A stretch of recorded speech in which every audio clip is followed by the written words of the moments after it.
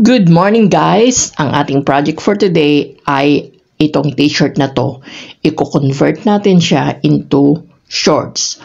So unang-una, ilatag siya, i-flat mong mabuti, and then i-cut mo siya dito na banda. Ayan.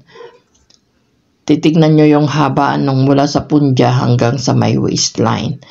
Katapos nyan, pagkakat nyo ay dito naman sa may sleeves niya, ikakat nyo rin siya ng paganyan. Ayan. So mag-start na tayo mag-cut.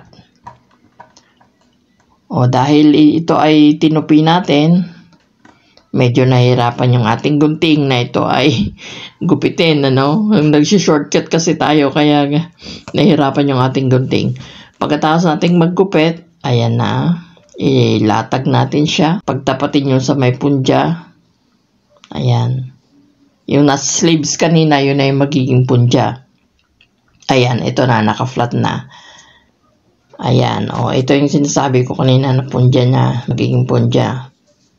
Ayan, pagdudugtungin natin yan. Tapos dito sa may bandang waistline, kakabitan natin siya ng mga ganyan. Mga 1.5 inch. Para dun sa allowance sa may garter. Kung garter ang ilalagay nyo, pwede rin namang tali. Ako po, ginamit ko dito ay tali na. Ayan. Kasi, stretchable yung, yung fabric. So, tali na lang yung ginawa ko. Para makatipid din syempre sa garter. So, ayan na. Tapos na siya. Okay.